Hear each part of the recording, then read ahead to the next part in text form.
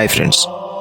మంచి వాళ్ళకే కష్టం ఎందుకు వస్తుంది అనే ప్రశ్న మనసులో ఎప్పుడో ఒకసారి ప్రతి ఒక్కరికి తలెత్తుతుంది కదా. నిజాయితీగా జీవించేవాళ్ళు, ఇతరులకు సహాయం చేసేవాళ్ళు, ఎవరికి చెడు చేయని వాళ్ళు, ఇలాంటి వాళ్ళందరికీ అటువంటి మనుషుల జీవితాల్లోనే ఎందుకో ఎక్కువ కష్టాలు ఎదురవుతూ ఉంటాయి. ఇది చూసి కొందరు మంచితనం పనికిరాదు అనుకుంటారు కదా. కానీ లోతుగా ఆలోచిస్తే ఈ ప్రశ్నకు జీవితమే ఎన్నో సమాధానాలు ఇస్తుంది. మంచివాళ్ళు అంటే కేవలం మృదువైన మనుషులనా? కాదు కదా. వారు విలువలతో జీవించేవాళ్ళు. నిజాయితీ, కరుణ, ఓర్పు, ధైర్యం ఇవన్నీ వారి లక్షణాలు. ఇలాంటి లక్షణాలు ఉన్నప్పుడు జీవితంలో సవాళ్ళు అనేవి ఎదుర్కోవడం సహజంగా జరుగుతూనే ఉంటుంది. ఎందుకంటే విలువలతో జీవించడం సులభం కాదు. సులభమైన మార్గం ఎప్పుడు విలువల్ని అడ్డు పెట్టుకుంటుంది. అందుకే మంచివాళ్ళు కష్టాలను ఎదుర్కోవాల్సి వస్తూ ఉంటుంది. మంచివాళ్ళు ఎక్కువగా నమ్ముతారు. మనుషుల మీద, మాటల మీద, సంబంధాల మీద నమ్మకం ఉంచుతారు. ఈ నమ్మకమే కొన్నిసార్లు వారిని మోసం చేసే పరిస్థితులకు దారితీస్తుంది. కానీ మోసపోవడం వాళ్ళ బలహీనత మాత్రం కాదు. అది వారి విశ్వాస స్వభావానికి నిదర్శనం. మోసం చేసినవాడు తప్పు చేస్తాడు, నమ్మినవాడు కాదు. అయినా బాధ మాత్రం నమ్మినవాడికే వస్తుంది. అందుకే మంచివాళ్ళకే కష్టం వస్తుంది, కష్టంగా అనిపిస్తుంది. అయితే మంచివాళ్ళు సహనం ఎక్కువగా చూపిస్తారు కదా. ఇతరుల తప్పులను కూడా క్షమిస్తారు. తమ బాధను బయటకు చెప్పుకోకుండా లోపలే దాచుకుంటారు. ఈ మౌనం, ఈ ఓర్పు వాళ్లను మరింత కష్టాలకు గురి చేస్తుంది. ఎందుకంటే ప్రపంచం ఎక్కువగా శబ్దం చేసే వాళ్ళ మాటే వింటుంది, నిశ్శబ్దంగా బాధపడే వాళ్ళను గమనించదు కదా. అందుకే మంచి వాళ్ళ కష్టం కనిపించకుండా లోతుగా పెరుగుతుంది. ఇంకొక ముఖ్యమైన విషయం ఏంటంటే మంచివాళ్ళు మార్పు తీసుకురావడానికి ప్రయత్నిస్తూ ఉంటారు. సమాజంలో అన్యాయాన్ని ప్రశ్నిస్తారు, తప్పును ఎప్పుడూ అంగీకరించరు. ఇలాంటి వాళ్ళని సిస్టమ్ ఎప్పుడూ సులభంగా అంగీకరించదు. మార్పు కోరుకునే వాళ్లకు ప్రతిఘటన మాత్రం ఎప్పటికీ ఉంటుంది. ఆ ప్రతిఘటననే మనం కష్టంగా చూస్తాం. కానీ అదే మార్పుకు మొదటడుగు అవుతుంది. మరి కర్మ సిద్ధాంతం ప్రకారం చూస్తే ప్రతి ఒక్కరి జీవితంలో ఫలితాలు అనుభవించాల్సిందే కదా. మంచి వాళ్లకు వచ్చే కష్టాలు శిక్షలు కావు, అవి శుద్ధి ప్రక్రియ లాంటివి. బంగారాన్ని అగ్నిలో పెట్టినప్పుడే కదా అది మెరుస్తుంది. అలాగే మంచి మనసులు కష్టాల ద్వారా మరింత బలంగా మారుతాయి. మనుషులు బలంగా తయారవుతారు. ఈ బలం బయటకు కనిపించుకోవచ్చు, కానీ జీవితపు ప్రతి మలుపులో అది తోడుంటుంది. మంచివాళ్ళు లక్ష్యాలపై దృష్టి పెడతారు. సత్వర లాభాల కంటే దీర్ఘకాలిక విలువలను ఎంచుకుంటారు. ఈ ఎంపికే వారికి కష్టాన్ని తెచ్చిపెడుతుంది. షార్ట్ కట్స్ తీసుకోకపోవడం, అనైతిక మార్గాలను తిరస్కరించడం ఇవన్నీ మొదట నష్టంలా అనిపిస్తాయి.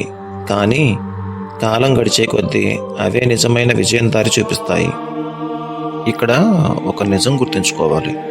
కష్టం మంచి వాళ్ళకే వస్తుందనుకోవడం పూర్తిగా నిజం కాదు కదా.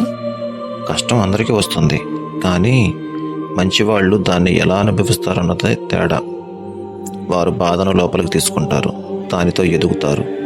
చెడువాళ్ళు బాధను బయటకు తోసేస్తారు, ఇతరుల మీద నెట్టేస్తారు. అందుకే మంచివాళ్ళ కష్టం మనకు ఎక్కువగా కనిపిస్తుంది. ఇప్పుడు కూడా కష్టాలు అనేవి మంచివాళ్ళను చెడుగా మార్చవు. అవి వారిని లోతుగా చేస్తాయి, మరింత అర్థం చేసుకునే శక్తిని ఇస్తాయి. ఇతరుల బాధను గుర్తించి సున్నితత్వాన్ని పెంచుతాయి. జీవితాన్ని పైపైన కాదు, లోతుగా చూడటం నేర్పుతాయి. ఈ లోతే నిజమైన సంపద. మంచి మనిషి హృదయం మృదువుగా ఉంటుంది. అతడు ఇతరుల బాధను త్వరగా గ్రహిస్తాడు. ఈ లక్షణం వల్లే అతడు ఎక్కువగా బాధపడతాడు. కానీ అదే బాధ, అదే కరుణ అతడిని సహనం, వినయం వంటి దైవగుణాలకు దగ్గర చేస్తుంది. ఆధ్యాత్మికంగా చూస్తే ఇవే నిజమైన సంపద. భగవద్గీతలో శ్రీకృష్ణుడు చెప్పిన దాని ప్రకారం సుఖదుఖాలను సమానంగా చూసేవాడే నిజమైన యోగి. మంచివాళ్ళు ఈ సమానత్వాన్ని నేర్చుకునే దశలో ఉంటారు. కష్టం వారి గురువు లాంటిది. అది వారిని లోపలికి తిరిగి చూసేలా చేస్తుంది, అహంకారాన్ని కరిగిస్తుంది, దేవుడిపై ఆధారపడేలా చేస్తుంది.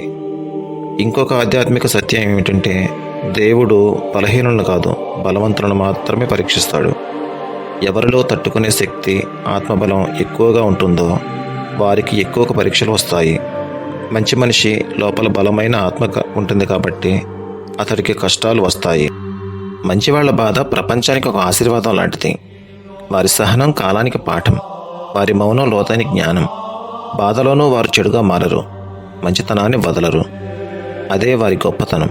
తెలియకుండానే వారు ఇతరులకు ధైర్యం, ఆశ, మార్గదర్శనం అందిస్తారు. వారి జీవితం ఒక నిశ్శబ్ద దీపం లాంటిది.